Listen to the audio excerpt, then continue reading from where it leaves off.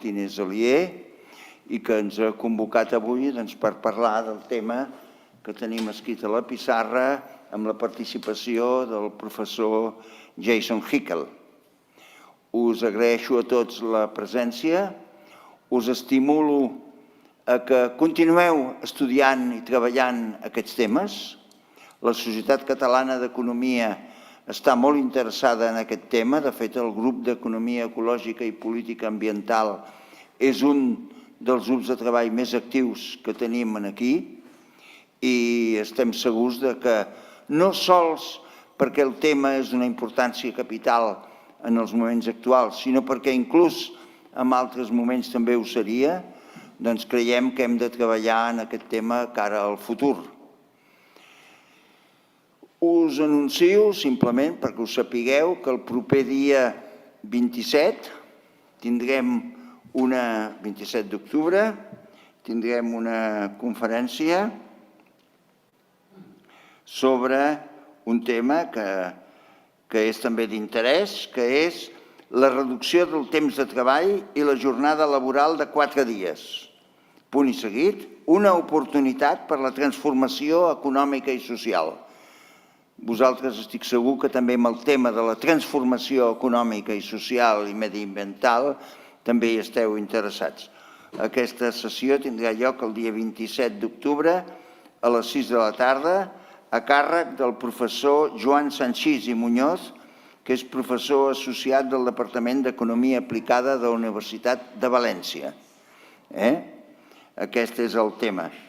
Després d'aquesta sessió us convido també que el dia 3 de novembre l'Institut de Ciència i Tecnologia Ambiental de la Universitat Autònoma de Barcelona, a Bellaterra, retrà un homenatge molt merescut a la persona que tinc aquí a la meva esquerra, el professor Joan Martínez Alier. Crec que és un homenatge molt merescut, sobretot per la seva trajectòria personal i professional. És un gran expert en els temes amb els que estudia, que a més els estudia molt a Ciència i a més crea escola. Per tant, Joan, et felicito enormement pels premis que ja has rebut i per aquest homenatge que rebràs, repeteixo, el dia 3 de novembre a Bellaterra, a la Universitat Autònoma. Jo avui no vull parlar més de la conferència ni del professor Jason Hickel. Això és un treball que deixo en mans d'en Joan Martínez Alier i quan comenci l'explicació em permetreu que segui enmig vostre perquè des de baix ho seguiré molt més tranquil·lament que des d'aquí, que encara que tingui, aquí tenim un ordinador en el que es projecta el mateix, és millor sempre sentir-ho més mirant la cara del conferenciant i veure directament l'exposició. Repeteixo, moltes gràcies a tots i si podeu us animo a que us feu socis de la Societat Catalana d'Economia, és una entitat filial de l'Institut d'Estudis Catalans. La quota és molt alta, són 50 euros l'any. Perdó, 40, no? 40, em corregeix el senyor secretari, Xavier Ferriols, 40. Jo ja pensava en augmentar-ho per la inflació. Bé, vull dir, 40 euros l'any. I us animo perquè us ho passareu bé amb les activitats que fem. Veureu que tractem molts temes d'economia, economia i societat, economia i Catalunya, ciència econòmica i també economia ecològica i política ambiental. Moltes gràcies i Joan, tens la paraula. El que em toca a mi és presentar Jason Hickel i perquè entengui el que dic, perquè ho faré en anglès, que la conferència es farà en anglès. So I have to introduce you. This is what we have, but it will be very short because the time is going on and we have only 1 hour and a half, including the discussion at the end. Well, Jason Hickel, per algunes raons que jo conec bastant de prop, però molt excepcionals, viu ara a Barcelona, en anglès. He came to Barcelona with one of these contracts called Beatriz de Galindo, who era una senyora, She was a lady from the 16th century who taught Latin to Juana la Loca. But whatever the name of the position he has, of Beatriz de Galindo, and there are other in the universities in Spain, is a contract for some years, and well, I really hope he will stay for longer. But for the time being, he's here, and he's at the ICTA of the Autonomous University, and Giorgos Kallis is also there, and there are a group of perhaps 15, 20 people who are, very few are economists, some are biologists, engineers, and so on, and working on what we could call ecological macroeconomics, but with a lot of emphasis on degrowth. So that's what he's going to talk about, and the title is very explicit. He gave me the chance of choosing two titles. I chose the one who is more sort of attractive. And you have attracted more people than usually come to our meetings, to tell the truth. And I am told there are other people at home also following. So it's up to you now. You have a great reputation, as we all know. Giorgos Kallis, if I can say again what I said as a joke a few days ago in the university, turned 50 years old just a month ago. And Jason Hickel is about to be 40 years old, isn't it? Or you are already, which is very impressive, isn't it? Very impressive because, well, it's about half your life, but anyway, it's impressive of so many things that he has done. So this is also a great satisfaction to see that, well, people from outside Catalonia are coming here, attracted not only because of the sun and the beach and so on, but also because we have created, in fact, a group, or it has created itself, a group which has a little association called Research and Degrowth, and you can also become members of this if you want, and that's it, more or less. So I think that if we have at the end like 10 minutes for questions, would be good, or 15, whatever you say.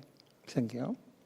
Thank you for coming here, because I know that you have been in many other places, perhaps with more public than here, but this is what the city can offer. Congratulations, and thank you for your presence and for your speech. Thank you so much. Thank you for the very kind introduction. It's really an honor for me to be here, and especially in this really beautiful room. So just to give you a very quick overview of what I'm going to do, I'm not going to give a typical talk on degrowth. Instead, I'm going to focus here on describing the colonial dimensions of the world capitalist system and the ecological crisis that it is causing, and discussing the anti-colonial dimensions of degrowth theory and policy. I'm going to argue that addressing the crisis of ecological breakdown that we face, and moreover, doing it in a way that is socially just, will require degrowth in the rich countries of the global north, which in turn will require a transition out of capitalism. So they've told me to speak for 50 to 60 minutes, which is a bit long. So I hope I can hold your attention for this time. We're going to cover a lot of territory, but I think if we're able to focus, it should be rewarding, I hope. Okay, so first, I want to start out by setting out where we are at with respect to the most prominent dimension of the ecological crisis, which is climate breakdown. We're presently at 1.1 degrees of global warming, and even at this level, of course, the effects are disastrous. Extreme storms, droughts, heat waves, wildfires. Our media tend to focus mostly on the damages that occur in the global north, but I want to emphasize that the vast majority of the impact is being inflicted on the territories of the global south. Already, 30 million people are being displaced each year by climate breakdown, triggering major social and political upheaval. For these people, climate apocalypse is not some abstract future possibility. It's already here. Now we know that to stay under 1.5 degrees, as per the Paris Agreement, global emissions have to be cut in half by 2030. That's the green line in this graph, declining dramatically from historical trends. But so far, government pledges are nowhere near this target. Most people are not aware of this fact, But even if all countries uphold the pledges they've made, global emissions will not decline at all over the coming decade. And that reality is represented in this graph by the blue line. And by the way, this does account for new pledges made in Glasgow. Moreover, right now, existing government policies have us on track for about 3.2 degrees of global heating by the end of the century, so in the lifetime of present generations. This is obviously way over the target. It represents a profound failure of our governments and of our international system and portends a very dangerous future indeed. So what will the world look like with 3 degrees of heating? I'm going to give just very briefly an overview of some of the existing science on this. We know that sea levels are projected to rise 1 to 2 meters, which would swamp many coastal regions and coastal cities and significantly exacerbate coastal storm damage. Some 30 to 50% of species on our planet are likely to be wiped out, a figure that is, to me, almost too horrifying to contemplate. More than 1.5 billion people could be displaced from their home regions by climate impacts, triggering migration on a scale that really dwarfs anything we've yet experienced. And the yields of staple crops are likely to decline, to the point where the UN warns, and I quote, of multi-breadbasket failure and sustained food supply disruptions globally, with famines potentially affecting several regions at once. This is why scientists so frequently warn that 3 degrees is not compatible with organized human civilization as we know it. That is the reality we face. That's the future we're headed toward.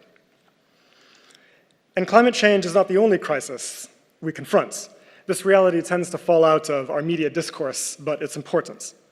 The global economy is presently overshooting 5 other planetary boundaries, including land system change, which is driving deforestation and habitat destruction, excess fertilizer use from industrial monoculture, which depletes soils and poisons water ecosystems, water depletion, due mostly to industrial extraction, chemical pollution, and species extinction, which is perhaps most concerning. Right now, the rate of species extinction is around 1,000 times faster than prior to the Industrial Revolution. When the latest UN report on biodiversity was published, the executive secretary summarized it by saying, and I quote, "We are currently, in a systematic manner, exterminating all non-human living beings." People have a tendency to refer to this crisis using the language of the Anthropocene. And of course, this terminology is useful to highlight the fact that for the first time in geological history, human activity is dramatically reshaping our planet and our climate. But it's also incorrect. It's not humans as such that are causing this problem. Rather, it is being driven by our economic system, capitalism, and is caused almost entirely by a small number of rich countries in the global north, primarily to the benefits of their elites and corporations. Now, it's important to be clear about what we mean by capitalism here, okay? When people think of capitalism, they often think of markets and trade and businesses. But markets and trade and even businesses existed for thousands of years before capitalism and are innocent enough on their own.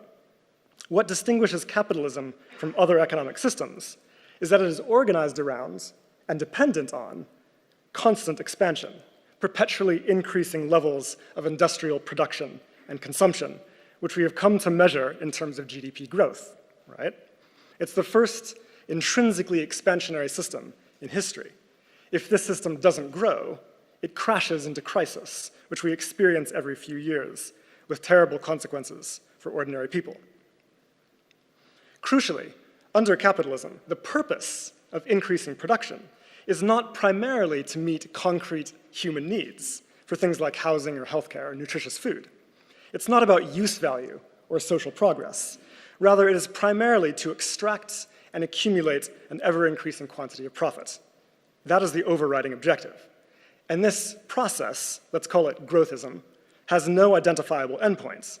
Indeed, the dominant assumption in economics, if you can believe it, is that growth along these lines should carry on indefinitely, that every industry, every sector, every national economy should continue to increase production, regardless of whether or not we actually need it to, every year, and regardless of how rich a country has become.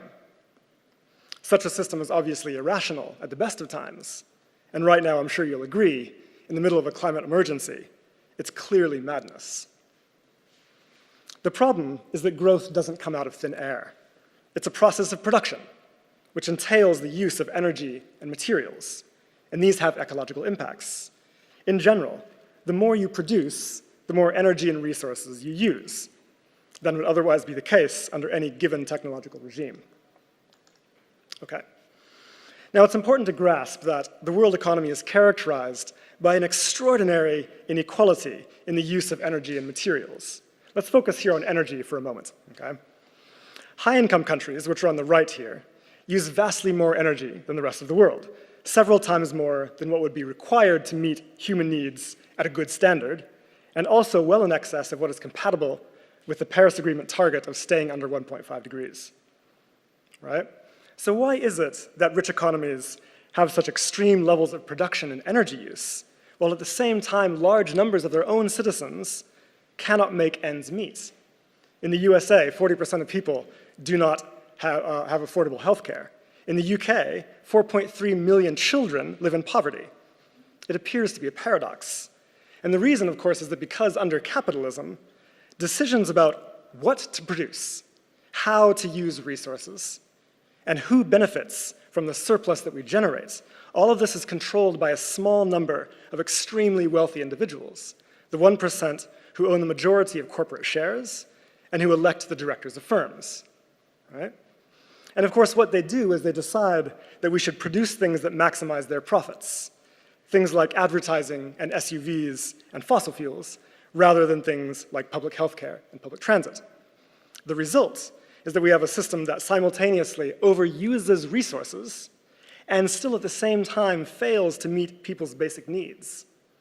This is a major problem. Now, the consequences of excess resource use in the core is that these countries are also responsible for the vast majority of the excess emissions that are presently causing climate breakdown. And this is where things get quite disturbing. In a recent paper published in the Lancet Planetary Health, we measured each nation's cumulative emissions in excess of their fair share of the carbon budget that is associated with a safe planetary boundary, right, which is 350 parts per million concentration of CO2 in the atmosphere, which was exceeded in 1990. The results are displayed in this graph. We found that the USA alone is responsible for 40% of excess emissions. In other words, 40% of all of the damages caused by climate breakdown all around the world. The global north as a group, which includes the USA, Canada, Europe, Australia, New Zealand, Israel, and Japan, is responsible for 92%. That's the area represented here in the dark green. Meanwhile, the entire continents of Africa, Asia, and Latin America, home to the vast majority of the world's population, are responsible for only 8% of excess emissions. That's the green portion of this graph.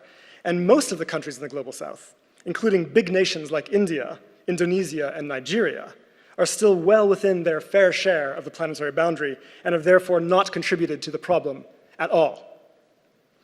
I argue that we should understand this reality as a process of atmospheric colonization. The atmosphere is a shared commons on which all of us depend for our existence. Rich countries and their corporations have appropriated it for their own enrichments with devastating consequences for all of life on Earth. Meanwhile, the global south, which has done very little to cause this problem, suffers 82 to 92% of all of the economic costs and damages inflicted by climate breakdown, and suffers 98 to 99% of all climate-related deaths. In other words, virtually all climate-related mortality is occurring in the territories of the global south. It would be difficult to overstate the scale of this injustice. We can see this inverse relationship very clearly if we look at a map showing which countries are most responsible for excess emissions, and then compare it to a map showing which countries are most vulnerable to climate impacts. So the red nations here are those that have contributed most to causing the problem. As you can see, it's overwhelmingly the countries of the global north that I've mentioned. In this second map, the red nations are the ones that are most vulnerable to the impacts of climate breakdown. And as you can see, it is overwhelmingly the countries of the global south that are affected. Indeed, the two maps are almost an exact inversion of one another. In other words, not only is climate breakdown being driven by processes of atmospheric colonization, it is also that the consequences are playing out along colonial lines. If we are not attentive to the obvious colonial dimensions of the climate crisis, we're missing the point. I also want to show you very briefly this map. This comes from a recent paper in the journal Nature Climate Change, and it shows the geographical distribution of deadly climate conditions at 2 to 3 degrees of global warming. The yellow regions will experience around 100 days of deadly heat per year, and the red regions will experience around 300 days of deadly heat. As you can see, much of the global south will be plunged into conditions so extreme as to render large parts of the tropics more or less uninhabitable for humans without large outlays of cooling infrastructure. For these regions, 3.2 degrees is a death sentence. And again, this is the future we're headed toward, unless we can bring about a dramatic change in direction. Okay, let's talk about materials a little bit, where similar dynamics are at play.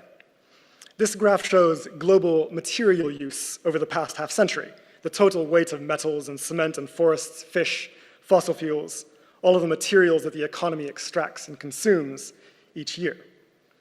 The red line in the graph is what industrial ecologists suggest is the maximum sustainable level, okay? About 50 billion tons per year. As you can see, we shot past that threshold in the late 1990s. And resource use is in turn being driven by our pursuit of economic growth. There's a coupling between GDP and material flows. For the past half century, economists have promised that more efficient technology and a shift to services would decouple growth from material use. But in fact, the opposite has happened. Over the past 2 decades, a recoupling has occurred. The global economy has become more resource intensive, not less. And as of 2020, we're now consuming 100 billion tons per year, overshooting the boundary by a factor of 2. Right? This is a problem because material use is the single biggest driver of ecosystem damage and is responsible for about 90% of biodiversity loss. And here again, it is the rich countries that are overwhelmingly responsible for causing this problem. This is clear when we look at this graph, which shows per capita resource use by country income group. Again, the red line is the maximum sustainable level. We see that rich countries on the far right use on average about 28 tons of materials per person per year, which is 4 times over the maximum boundary, and by the way, vastly in excess of what we know is required to meet human needs at a good standard. Crucially, not all residents of rich countries are responsible for this. Richer individuals obviously consume more than working class people.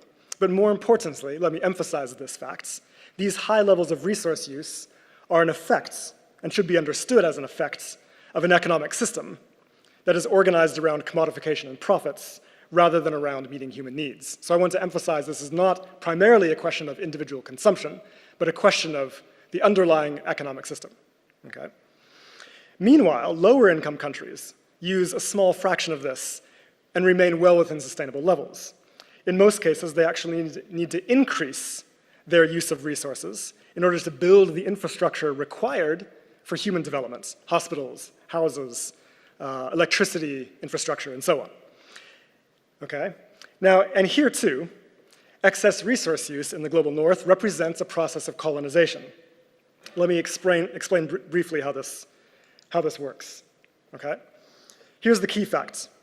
Growth in the global north relies on a massive net appropriation of resources from the global south. In other words, the world economy is characterized by a net flow from the south to the north, from periphery to core. In a recent paper published in Global Environmental Change, we calculated the full scale of net appropriation from the global south in empirical terms. And the results are quite staggering. I want to walk you through them briefly. First, a net total of 12 billion tons of embodied raw materials is appropriated from the south each year. And by embodied here, I mean the materials that are involved in the production of traded goods and services. Okay? So to put this in perspective, 12 billion tons, that's double the total mass of resources extracted from the continent of Africa every year. This quantity is transferred to the north for free without any equivalent compensation every year. 21 exajoules of embodied energy is net appropriated from the south each year. To put this in perspective, that amount of energy would be enough to develop the infrastructure in the global south required to provide healthcare, education, housing, heating, cooling, public transit, computing, and other essential necessities to the entire population of Africa, Asia, and Latin America, meeting human needs at a good standard. But instead, it is used to fuel corporate growth, with the benefits landing in the global north. 820 million hectares of embodied land is transferred from the south each year. To put this one in perspective, that is twice the size of the landmass of India. That amount of land could be used to provide nutritious food for 4 to 6 billion people, but instead it is used to produce things like sugar for Coca-Cola and beef for McDonald's, consumed in the global north to the benefit of their corporations. And finally, 188 million person-years of embodied labor is net appropriated from the south each year. That's nearly the size of Latin America's entire workforce.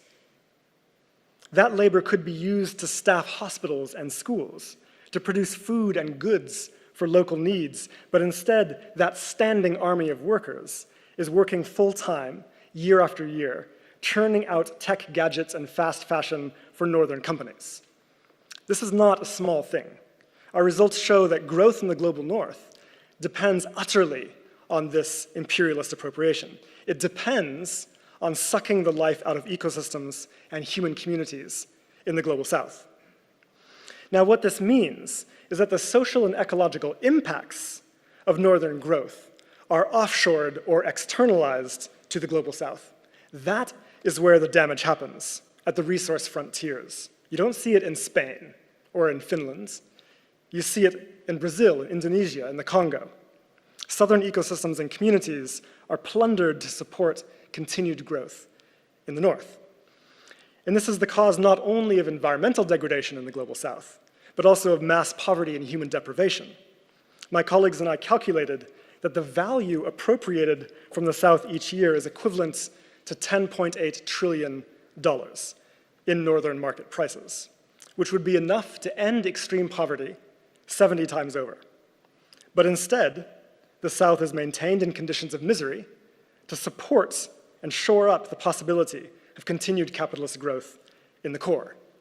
Okay? In other words, the dual crisis of ecological breakdown and mass poverty, the persistence of mass poverty, is an effect of imperialist appropriation in the world economy.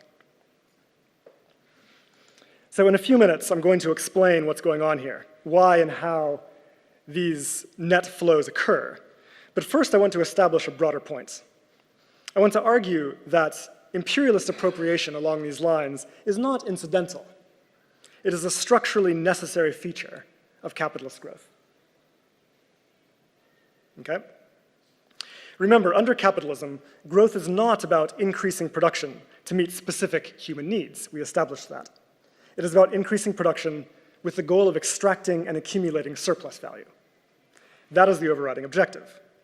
Capitalist production is organized around perpetual expansion for the sake of perpetual accumulation. Okay? Now, in order to sustain a process of perpetual expansion and accumulation, capital requires an ever-increasing quantity of inputs at the lowest possible price. To achieve this, capital has to find ways of cheapening labor and resources. Now, one option is you could sabotage your domestic resource base and your domestic working class by cutting protections on labor and the environments, et cetera, et cetera. But of course, this hurts people, and sooner or later, you're likely to face a revolution, right? If you want to avoid this, then you need, and furthermore, indeed, if you are under pressure from your domestic working class to improve their working conditions with a welfare state and fair wages, et cetera, then your only option is to sabotage some third party who is not in a position to fight back, right? You need some kind of outside, external to your system, where you can exploit resources and labor more or less with impunity and externalize the social and ecological damages of production, right? This is where the colonies come in. Capital has relied on forms of colonization for the entirety of its 500-year history. The two systems arise at the same time, required in order to keep input prices as low as possible. Imperialism is a structurally necessary feature of capitalist growth. Of course, this arrangement was obvious during the colonial period from the late 1400s onward. The rise of capitalism in Western Europe, we know, relied utterly on the appropriation of resources from the colonies and on the use of enslaved and indentured labor on a truly vast scale. I won't take time to spell this out here, but let it suffice to call to mind briefly the silver plundered from the Andes, the sugar and cotton grown on land appropriated from indigenous Americans, the grain, rubber, and gold, and countless other resources appropriated from Asia and Africa. This global network of extractive industries enabled the economic rise of the imperialist states and underpins the Industrial Revolution. Now, this arrangement came under threat in the middle of the 20th century with the rise of the radical anti-colonial movements across Asia, Latin America, and Africa. Newly independent governments refused to be plundered any longer by northern capital, and they pursued strategies of economic sovereignty. Drawing on socialist principles, they sought to reclaim their resources and focus production on meeting domestic human needs. They used tariffs and capital controls to protect their markets. They used subsidies to support domestic industries. They used land reform to reclaim territory that had been appropriated by colonial firms. And they ensured better wages for workers by legalizing unionization for the first time. This approach succeeded marvelously at raising the incomes in the Global South and improving welfare. It was a kind of development miracle. But northern firms were not pleased, as these progressive policies, while they were working for the people in the South, were cutting off their access to cheap labor and resources, which they had enjoyed and relied on during the colonial period. In other words, it caused the colonial arrangement to unravel. And this triggered a massive crisis of capitalism in the 1970s, which manifest at that time as stagflation. Okay? Now, this is not surprising. After all, any significant increase in the price of Southern wages, resources, and goods, and any increase in the South's share of global consumption will be inherently inflationary for the North. In other words, it will constrain Northern consumption and constrain Northern growth. The unraveling of the colonial arrangements made capital accumulation in the North very difficult to sustain, especially given that wages were also rising in the North at the same time, thanks to the power of organized labor and the rise of the welfare state. Capitalism faced a crisis in the 1970s because it cannot function under conditions of global justice. The governments of the North faced a fork in the road. They could either accept a socialist and anti-imperialist South and decent wages at home and abandon capital accumulation, shifting to a post-capitalist economy. Or they could try to maintain capital accumulation by destroying the socialist movement at home and abroad, and somehow restoring the basic structure of the imperial arrangements. They opted hardcore for the latter. We know how this played out in the West, in countries like the US and Britain, where unions were decimated and the welfare state was shredded, but it was in the Global South that the real fury was unleashed. Imperialist states responded to the anti-colonial movements in two ways. First, they intervened militarily to depose anti-colonial leaders. The list is long, and it includes several figures that all of us should know. Mohammad Mossadegh, deposed in 1953 in Iran by a Western-backed coup. Patrice Lumumba in the Congo, deposed in 1961 by a Western-backed coup. Arbenz in Guatemala, deposed in 1954 by a Western-backed coup. Sukarno in Indonesia, deposed in 1967 by a Western-backed coup. Kwame Nkrumah in Ghana, deposed in 1973 by a Western-backed coup.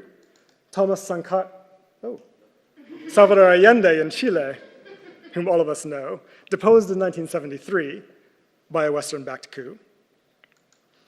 Thomas Sankara in Burkina Faso, sorry about that, deposed in 1987 by a Western-backed coup, and many others who were unseated and replaced with right-wing dictators more amenable to Western economic interests, and who proceeded to roll back the socialist reforms of the progressive era.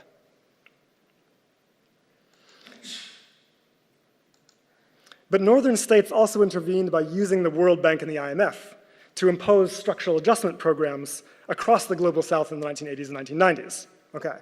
Structural adjustment forced governments to cut tariffs and subsidies, cut protections on labor and the environment, cut public spending, cut public sector employment.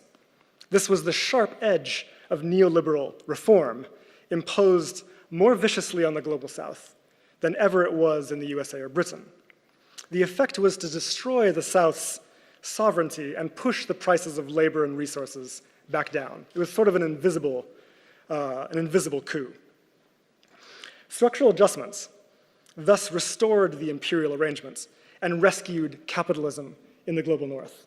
It restored the rates of corporate profits, and it restored the northern rate of growth. There's an important point to be made here, very briefly. Progressives quite often like to think of neoliberalism as the disease, and they yearn to return to some less rapacious version of capitalism that preceded it. But neoliberalism is not the disease. It is a symptom of the disease. The disease is capitalism. Neoliberalism was imposed because it was a necessary next step to keep capital accumulation afloat in the face of a resurgent South and a resurgent socialist movement in the global North. It was imposed in response to movements for global justice. Right. By undermining the South's attempts to achieve economic sovereignty, structural adjustment put Southern economies back into a position of being dependent on exports to and imports from the global North. But because SAPs also depressed prices in the global South at the same time, this means that for every unit of embodied resources and labor they import, they therefore have to export many more units to pay for it. That's how trade works. This is what we refer to as unequal exchange, and it generates the large net outflows of resources from south to north that I described earlier. This image here shows the unequal exchange of labor between the global south and the global north. The light gray bars at the top show the scale of southern imports of labor from the north, while the dark gray bars at the bottom show the scale of southern exports to the north. For every unit of embodied labor the South imports from the North, they have to export, on average, 13 units to pay for it. This reflects truly massive wage inequalities in the world economy. Under capitalism, Southern labor is paid 1/13 that of Northern labor. Not because they are less productive or because they produce less value. No, in fact, the opposite is true. Southern workers produce more units per hour than Northern workers because they are compelled to work under extremely intense labor regimes, which is precisely why labor-intensive production gets offshored to the South. They receive lower wages not because they are somehow naturally cheap, but because they have been cheapened. And this cheapening means that the core economies benefit from an enormous quantity of additional labor, well beyond what their own populations could ever provide. Okay. The same is true for embodied raw materials. For every unit the South imports from the North, they have to export 5 to pay for it. The same is true for embodied land, where the ratio is again 5:1. And the same is true for embodied energy, where the ratio is 3:1. This is the form that imperialism takes in the 21st century. It is an arrangement that enables imperial appropriation without the need, in most cases, for military occupation. Now the question becomes, how could the World Bank and the IMF get away with imposing policies that were so clearly destructive to the global South? To answer this question, we need to recognize that the institutions of global economic governance are deeply undemocratic. There's a tendency in progressive circles to believe that the World Bank and the IMF were founded as progressive institutions, right, back in the 1940s. But in fact, they are colonial institutions, founded during the colonial period and with colonial principles in mind. The Global South countries were integrated into these institutions on fundamentally and purposefully unequal terms, and they remain fundamentally unequal to this day. The United States has veto power over all major decisions, and together with the rest of the G7, controls more than half of the votes. The Global South, which has the vast majority of the world's population, has only about 1/3 of the vote.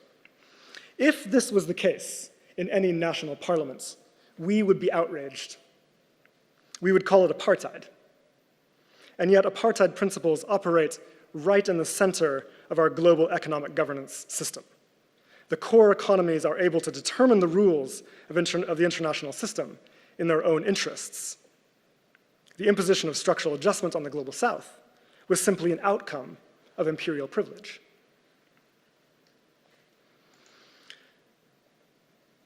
So the GDP of southern countries is low not because they produce little value.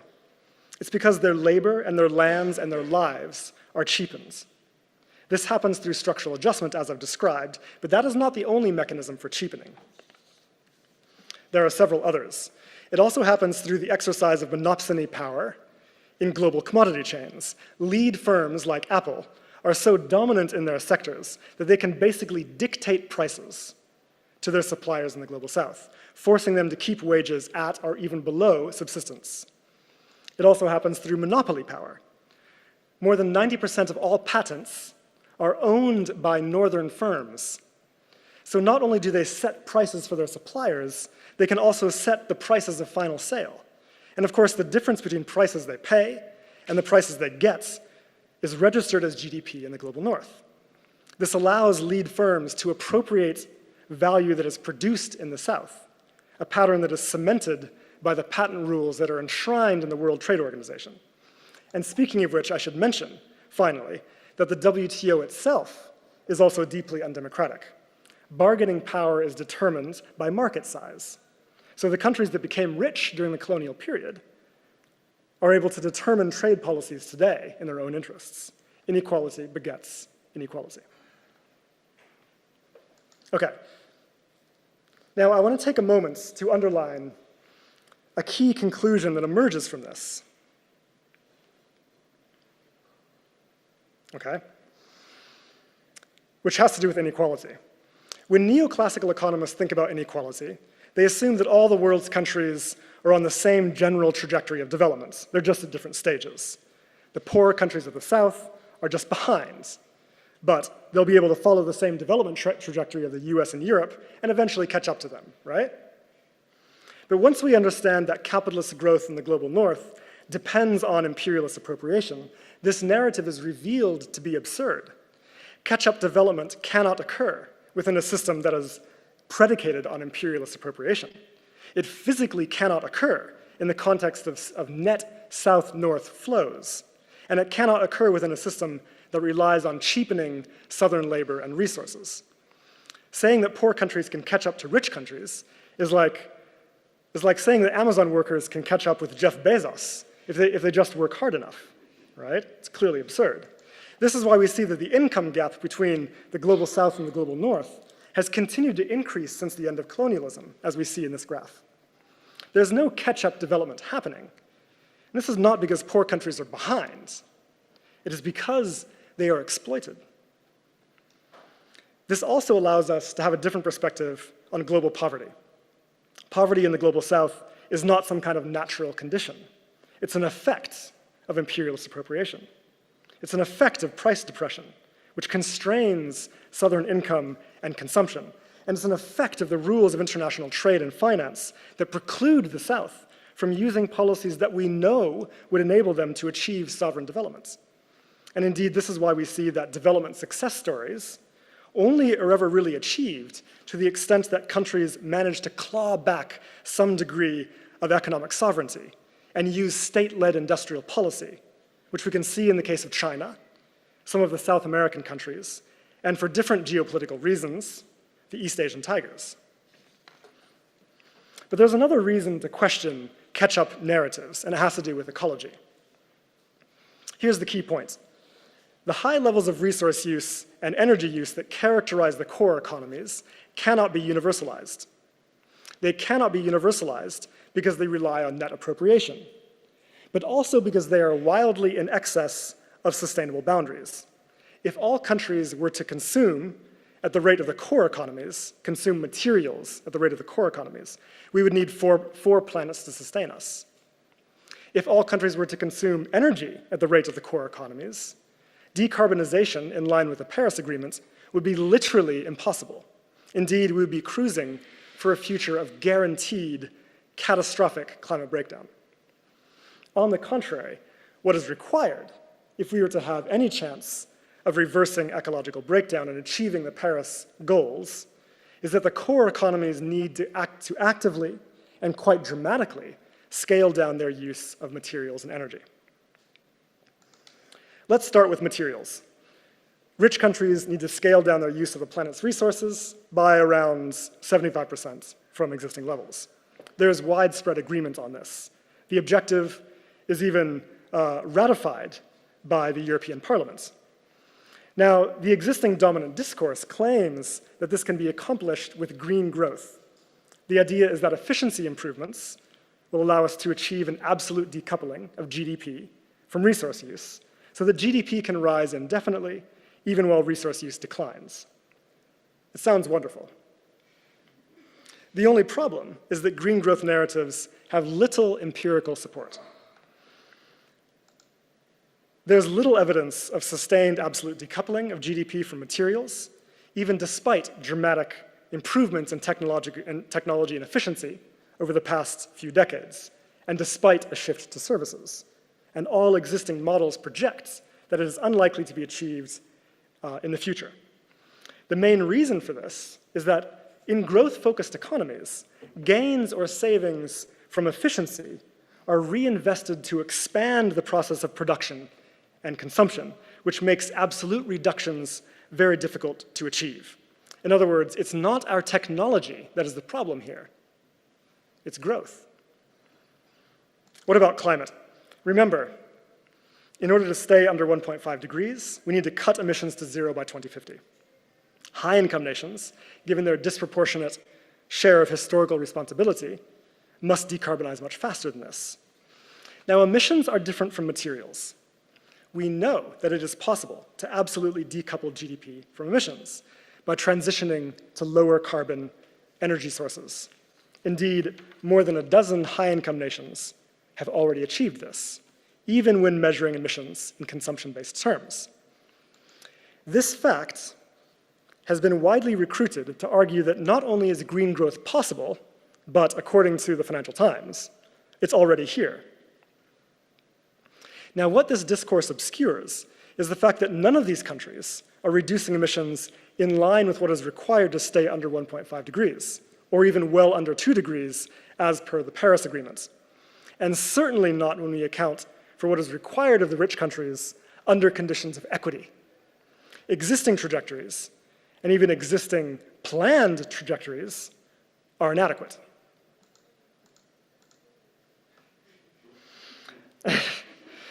So the question becomes, is sufficiently rapid decarbonization possible?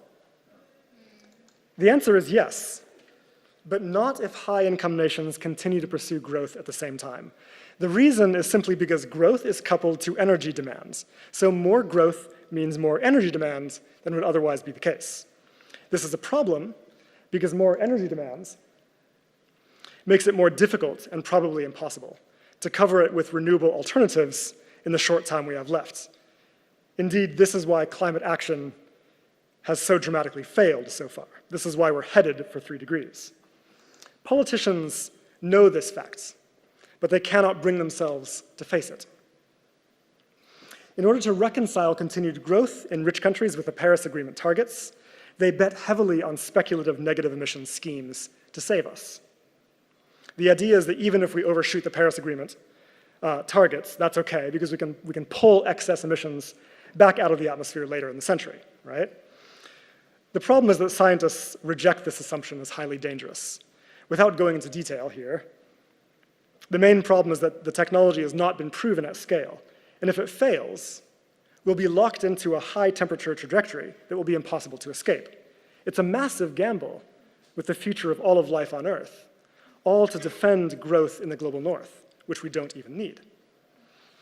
Furthermore, I should mention that the main negative emissions technology that is under consideration is known as BECCS, which stands for bioenergy with carbon capture and storage.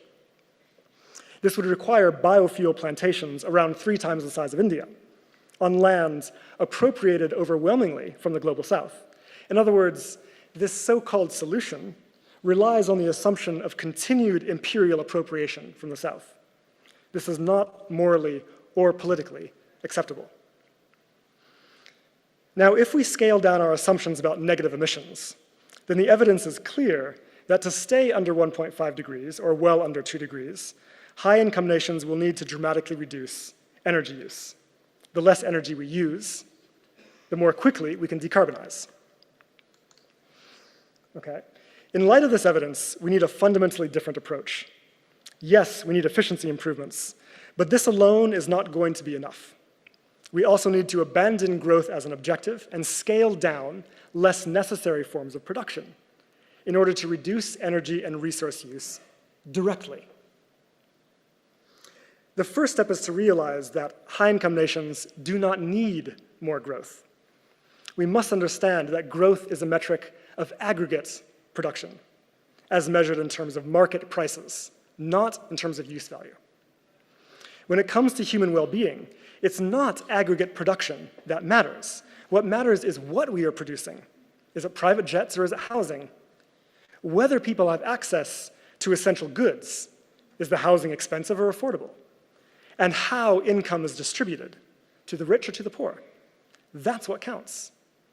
So instead of assuming that every sector of the economy should grow all the time, regardless of whether or not we actually need it, we should decide what kinds of production we actually do need to increase, things like renewable energy capacity, public transportation, and what kinds of production are clearly destructive and should be scaled down.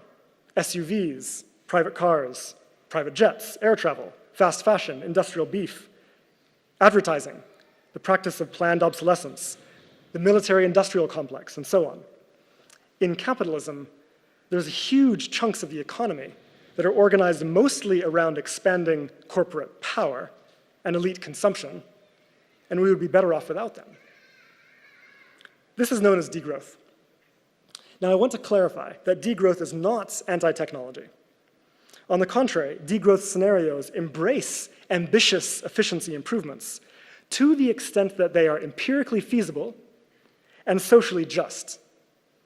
Degrowth simply recognizes that efficiency alone is not enough.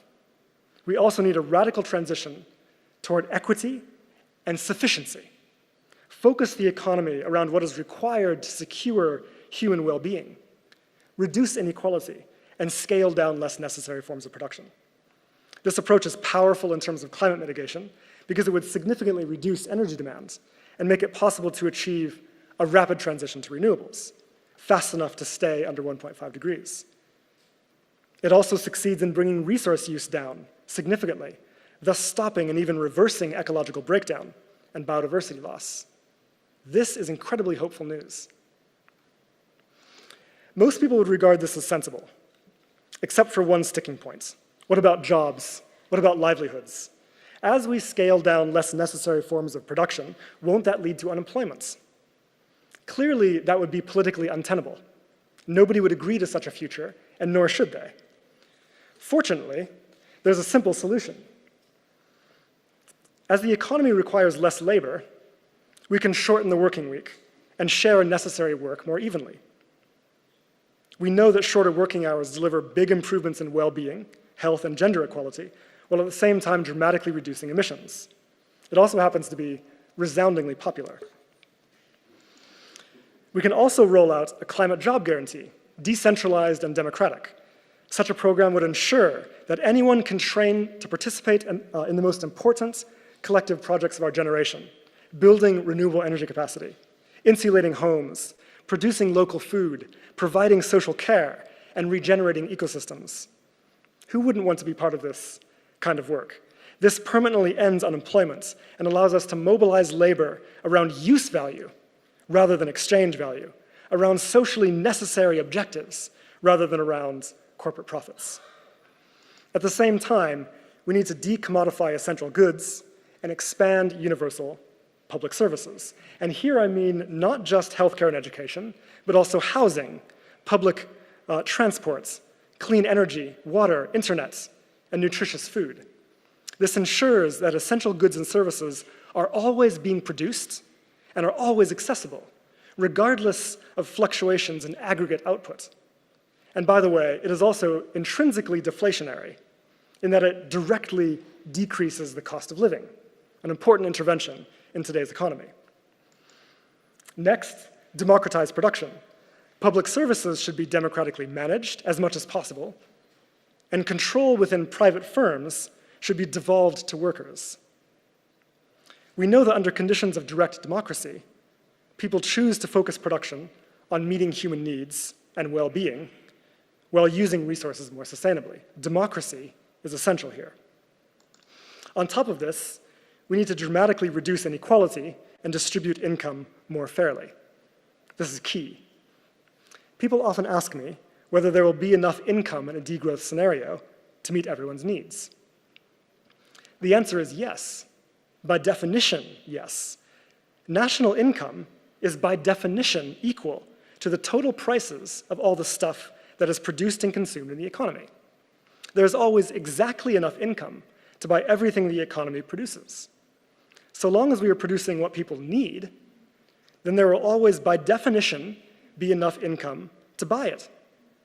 As long as the income is distributed fairly. Distribution is everything. Distribution will be automatically improved by the job guarantee and universal public services because these increase the bargaining power of labor. But we can further secure this outcome by introducing a living wage or a living income to raise the floor at the bottom while introducing a maximum income policy to put a ceiling at the top. Thomas Piketty has pointed out that cutting the purchasing power of the rich is one of the single most powerful climate policies we can deploy. It may sound radical, but in an era of ecological breakdown, it is irrational and dangerous to devote resources and energy to supporting an over-consuming elite. Taking this approach, establishing a firm social guarantee, and sharing resources more fairly, transitioning to an eco-socialist economy would allow us to ensure decent livelihoods for all, and therefore de-link human well-being from growth. This stabilizes the economy and ends the growth imperative. It also breaks the political logjam that we presently suffer around climate action. Right now, we cannot pursue radical climate action because it might harm employment and livelihoods.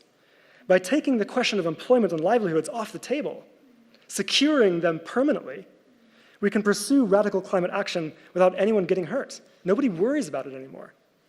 This is the bread and butter of a just transition. We need these policies. Without them, we're doomed. I want to emphasize that the demand for degrowth is not just about ecology. It's also essential to anti-colonial politics.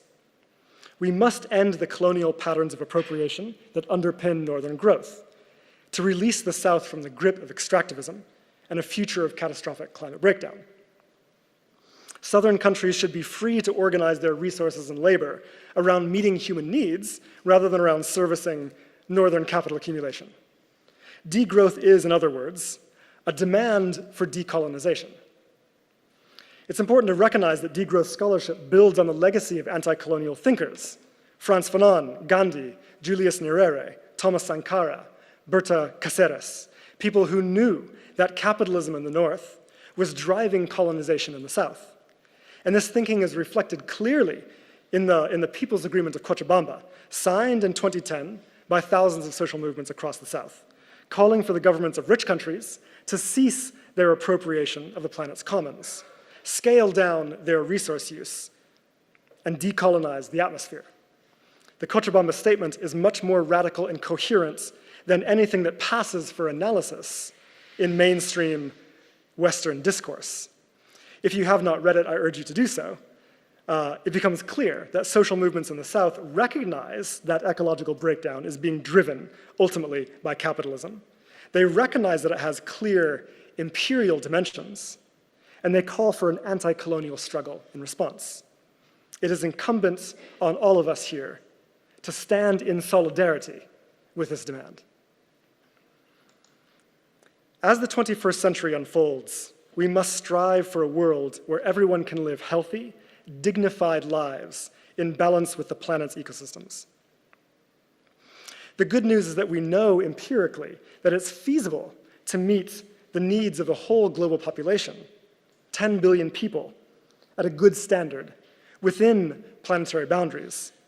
But it requires a radical change in the world economy. Resource use in the global north needs to decline dramatically to get back to sustainable levels, while resources in the south must be reclaimed for meeting human needs, with production increased where necessary to do so, converging at levels that are consistent with universal human welfare and ecological stability. What is this going to require?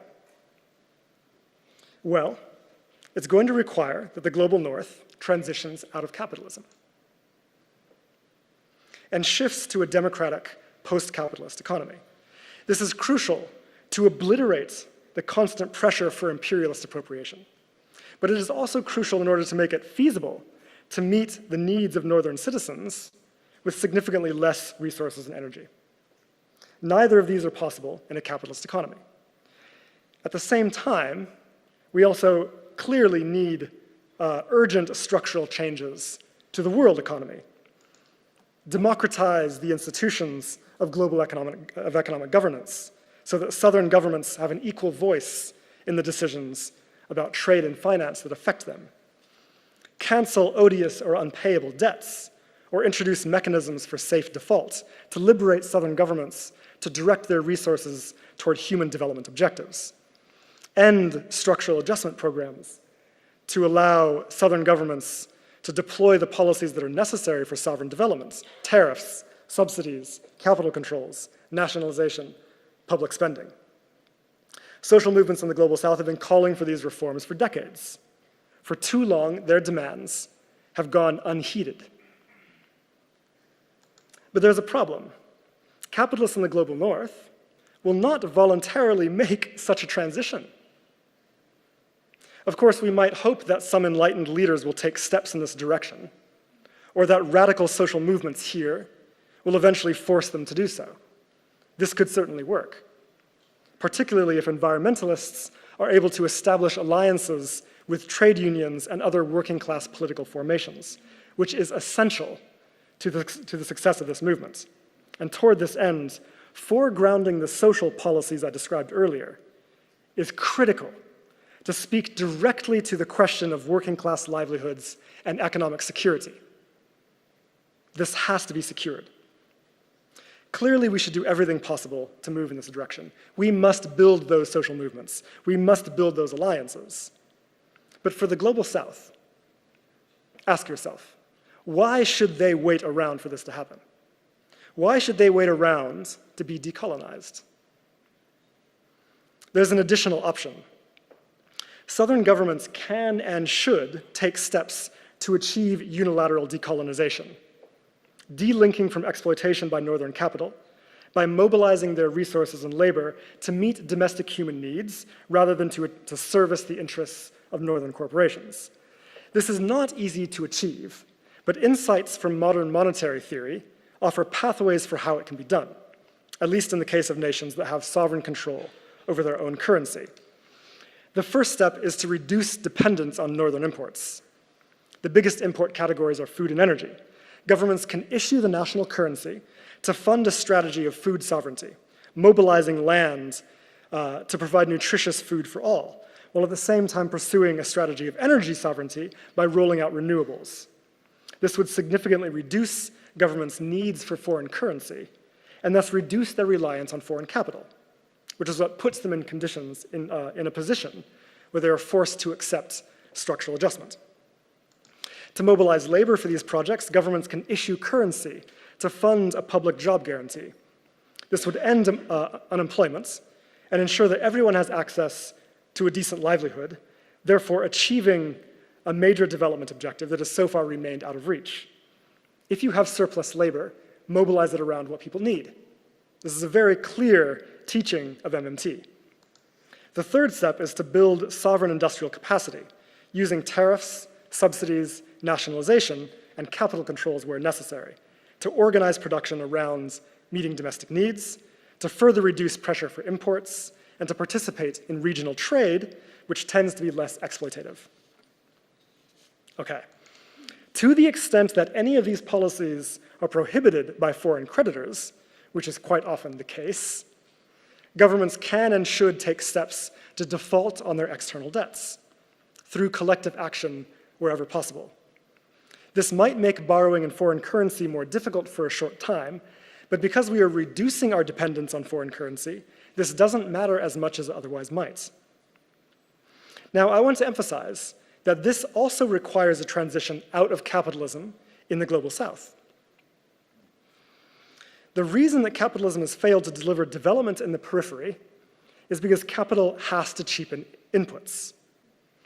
In the periphery, capital does not generally have the option of externalizing exploitation, unlike the core states do. Okay? So capitalist states and firms have no choice but to try to compress wages domestically with violence where necessary. And this is why capitalist states in the South are quite often repressive of their own citizens and repressive of social movements, because they do not have the privilege of using an imperial arrangement. Okay? So if the objective in the South is to increase wages and improve social conditions, it is easier to achieve these goals in a democratic, post-capitalist economy, where again, production can be geared towards social goods. We know from Amartya Sen's work that when Southern countries adopt socialist development policies, especially universal public provisioning systems, they are able to achieve big improvements in social outcomes, even with modest levels of output. Of course, this approach faces serious headwinds. Let's not kid ourselves. Many governments in the global south are captured by capitalist interests, and the radical quorum that we had in the 1960s and 70s has been all but destroyed. So the anti-colonial movement must be rebuilt. This is happening already through grassroots social movements across the global south and in several states and international initiatives. But it is still nascent. The job of progressives in the global north, and of those of you who care about international developments, should be to align with and support these struggles and make every effort to defend them when they come under attack. So let me close by summarizing it like this. The vision of a just and ecological future is possible to achieve. It is physically possible to achieve. But it is not possible within the structure of the existing world economic system. And the sooner we face up to this fact, the better. It will require revolutionary change, coming from social movements in the periphery, but also in the core, to bring this vision into reality. Thank you.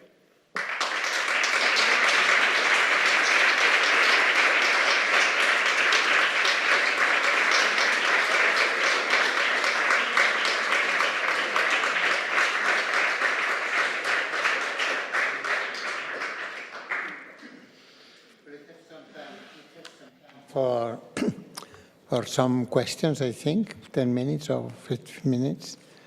And in fact, yeah, just before starting, there were two questions that somebody in the audience asked me to put very briefly. Somebody who came before. And he said, well, it's almost an obvious question after this talk. The question is to you, do you find Marxist analysis useful for understanding the situation of biodiversity? No, it's very specific. Biodiversity and climate crisis. Can Marxism be used to manage the way out of this crisis? This is one question. The second question that we were asked to put to you is that Murray Bookchin, the ecologist Murray Bookchin, was not a Marxist at the end of his life at least, he says, capitalists cannot be persuaded to limit growth than a human being can be persuaded to stop breathing. So we agree to this, but what kind of society can we imagine with a degree of planning sufficient to control the decline? You support a society with planning, state planning, or rather a society made up of small collectivities of another type, isn't it? Well, this is very much a Murray-Bookchin kind of question. So this question, you don't have to answer them now, immediately. I think it would be better to collect if there are people who have the question, they're suffering from the questioning imperative. There, I start with you. Yes, but please make it short and very clear. Madam, there is a micro. Yes. A gentleman is coming to give you the...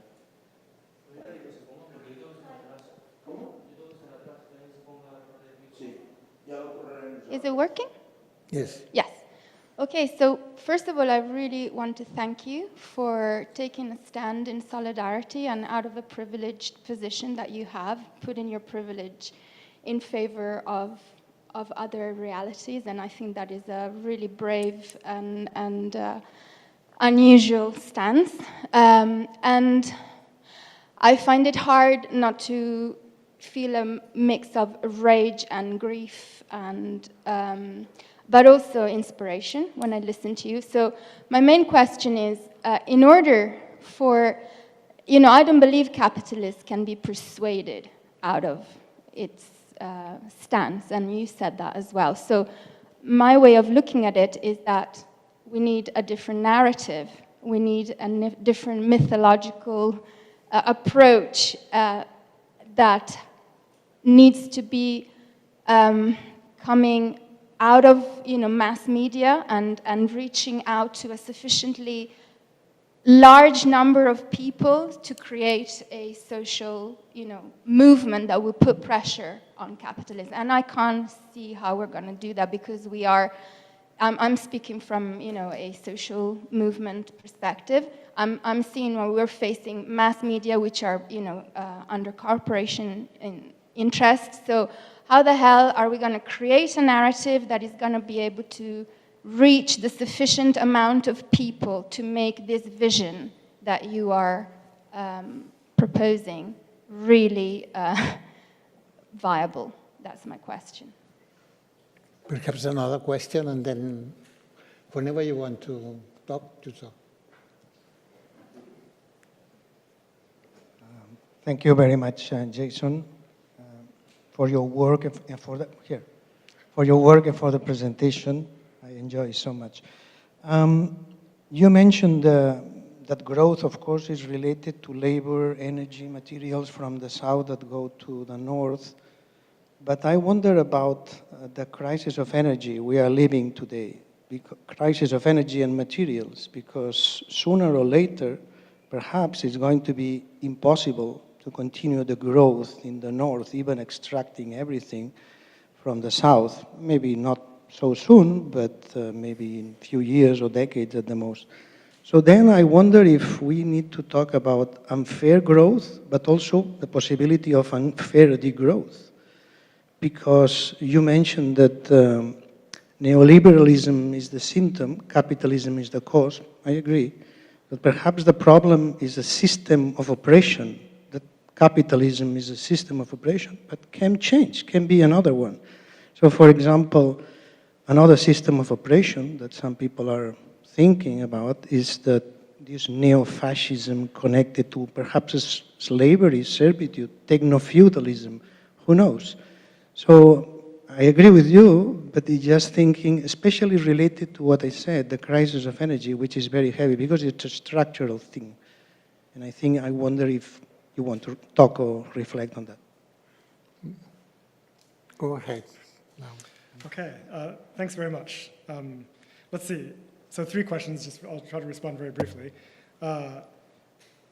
Yeah, so of course I'm inspired by Marx's thoughts. That's clear. I mean, I think that there's a really interesting movement of an intellectual movement that's exploring democratic eco-socialism now, which I think is very inspiring. And this is simply, just to briefly define it, an economy where production is organized around meeting human needs within planetary boundaries, where production is controlled democratically by workers and communities, with universal public services and a fair distribution of income, right? This is my definition of democratic eco-socialism. I suspect that, given that definition, most people would probably agree that's a good system. Whether or not they like the word eco-socialism, I don't know, so we think about that. But it's not the only possibility for an alternative. Various other alternatives have been promoted under different names, under different banners from progressive movements in the Global South, discussed today under the banner of the pluriverse. And I think they generally share the basic principles that I just outlined when defining democratic eco-socialism, but with different inspirations that I think that we can all benefit from. So let's not have a single story of the alternative, but agreeing on some core tenets, I think, is quite important. Now, what's interesting, and this answers, or this I hope doesn't answer at all your question, but I'll try. What's interesting about these policies that I've mentioned is that they're extremely popular, okay? They poll very well whenever we've seen surveys and poll results on them. Things like the job guarantee, shorter working week, universal public services, living wages, reduced inequality, et cetera, et cetera. These are popular. Large majorities of people support these policies. So it is conceivable we could build a political movement around these policies that would be popular, right? Our existing political parties clearly do not have these policies in mind. So either we build movements that push them in this direction, or we establish new parties that are capable of winning elections and forcing existing incumbents out. I don't know what the best strategy is, but clearly what is required here is movement building on a scale that those of us of our generation, at least in the global north, are not familiar with, right? Our inspiration must come from things like the labor movement in the 1940s, the movement for women's suffrage, the civil rights movement in the USA, the anti-colonial movements of the 1950s and 60s, et cetera. These were movements that changed the world. The poorest and weakest people on the planet changed the world, right? They didn't need fancy social media even. These, I think, should be the source of our inspiration. I think that means learning from their tactics, learning from their strategies. To the question of unfair degrowth. So fortunately, the easy answer is that degrowth is defined as fair, in the sense of it is defined as a planned reduction of less necessary forms of production conducted in a safe, just, and equitable way. The literature is quite clear on this. Of course, recessions can happen in an unfair way, and they almost always do. So we can't confuse recessions or any other kind of economic crisis that occurs under capitalism, such as an energy price crisis, et cetera, with degrowth, right? These are crises, we're experiencing crises produced by capitalism that occur because of capitalist relations, right? But what's interesting is that, to your question, in response to the energy price crisis and the cost of living crisis, et cetera, policies from degrowth can be very effective, right? Universal public services would reduce the cost of living, right? Decommodifying core goods would reduce the cost of living. Reducing less necessary forms of production would reduce energy use and therefore take pressure off of the energy system, reducing your reliance on foreign states you might not like, and also therefore reducing prices as well, right? The solutions are here. They're proposed by eco-socialist scholars. And so it's bizarre to watch capitalists struggling to find answers for this question. And their answers basically come down to two things, right? Increase unemployment and sabotage wages. Cut public services. These are their solutions, right? We cannot stand for these solutions any longer. It's time for different strategies. But anyways, I mean, Joanne, I know you know all of this, so I'm just using your questions to speak to the people. There was somebody there who wanted to.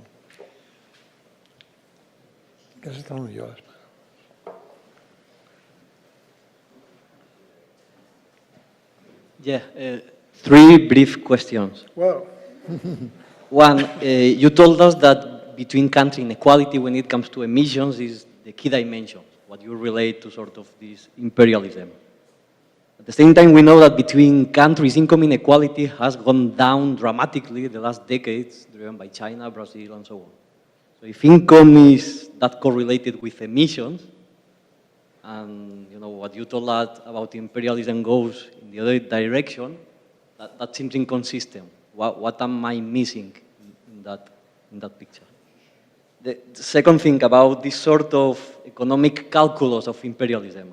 So you simply told us that the South export land, energy, and labor-intensive products. What you haven't told us is that they probably import capital and knowledge-intensive products. So according to your framework, shall I interpret like, if the Chinese Communist Party that is importing capital from Germany is, in a particularly cruel way, expropriating and squeezing German brains? And well, this last one, if capitalism means perpetual growth, is Japan, which has essentially experienced zero growth the last 3 decades, so is Japan a non-capitalist country? Thank you. All right, good questions. Should I answer? Sorry. Can I also... No, sorry, no, because these questions I think deserve, because he's criticizing the speaker. Yes, I've been criticized. I've been criticized by one of my own audience members. Yeah, so I'm not sure I quite caught your first question, but it sounded like you were saying, isn't income inequality between countries decreasing? Is that what you were saying? I'm saying that income inequality between countries went down. Between countries. Yes. Yes. That the emissions inequalities between countries is the most important dimension. So if Oh, no, I mean, it's certainly not. emissions are correlated, that seems inconsistent. No. So, okay, good. Okay, I think I understand now. So, yes, income inequality between countries is increased according to the Gini coefficient, which is a relative measure of inequality. Now, in absolute terms, or using the absolute Gini, which measures income gaps, income inequality has continued to grow between countries virtually everywhere. Now, there are clearly some countries in the global south that have managed to improve their position in the world economy. There's no question. China is the obvious standout example. But they have not done this within the rules of the world capitalist system, but rather by pushing against them wherever possible, right? Pushing against northern patent rules. They've been using state-led industrial policy, et cetera, right? They've effectively continued to use policies that the South used in the 50s and 60s, whereas the rest of the region was prevented from doing so after structural adjustment, right? So, and this is of course one of the reasons that China is not tolerable by Western politicians increasingly today, right? They've been upset about the fact that the communist revolution in China is the one place where, well, aside from Cuba, I guess, where socialism was allowed to continue in some form. Now, I'm no fan of the Communist Party of China, and actually, I think they've abandoned core socialist principles that they should actually have upheld, but more on that later. As far as the South importing capital and knowledge from Germany, or some example like that, no? I mean, yes, of course, but two things in response. No, it is not squeezing Germany. I don't think anyone would argue that Germany is being exploited by any country in the global south, right? To the best of my knowledge, this has never been a claim. Now, it's true that many countries in the global south are in a position where they're required to import capital or knowledge that they could produce themselves, but are prevented from doing so by things like patent restrictions. The same is true actually of capital. The reliance on foreign capital is an induced reliance, right? Induced in large part because of structural adjustment policies that restrict monetary sovereignty. This is critical. And this is the argument that I was trying to make here, is that we need more monetary sovereignty in the South so that they can finance domestic development without relying as much on foreign capital, okay? Is Japan a non-capitalist country? I don't think anybody would argue that. Is capitalism still surviving in Japan? Yeah, it's getting by, I'd say. At the same time, no country is like purely capitalist or socialist. And what's clear is that Japan has used several really interesting policies to manage to maintain human well-being despite a non-growing economy. But of course, Japan is also not what we're looking at as an example of what needs to happen. Japan has not been dramatically reducing their material and energy use. And certainly that would pose additional problems for Japan, I think, if they wanted to maintain capital accumulation.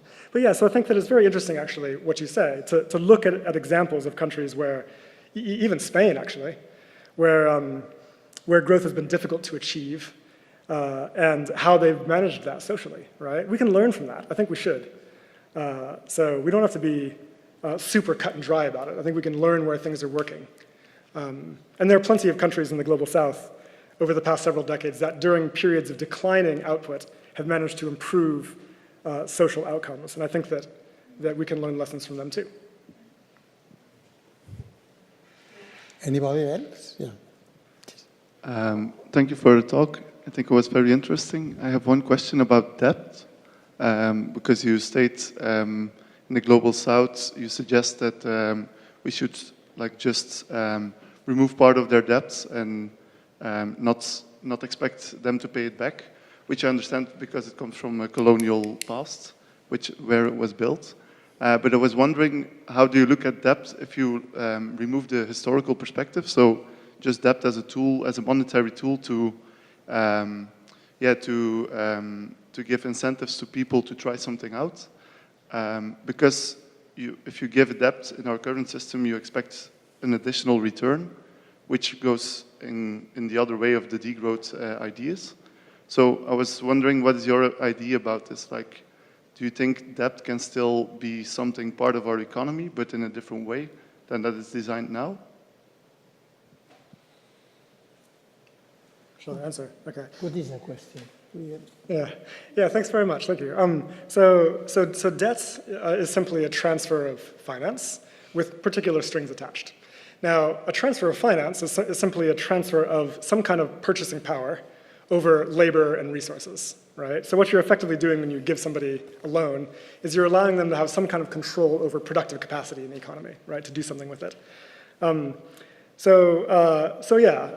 difference being that you're not making an actual transfer, de novo transfer, a sui generis transfer. You're claiming some share of their productive output back for yourself, right? So the ability to give credit is an effect of privileges in the world economy, right? You have an excess of control over purchasing power, over productive capacity, and you choose out of your benevolence, let's say, this is the way it's imagined, to give it. But yeah, I don't think that this is necessarily a good arrangement. I think that there should be a more even distribution of purchasing power in the world economy in the first place.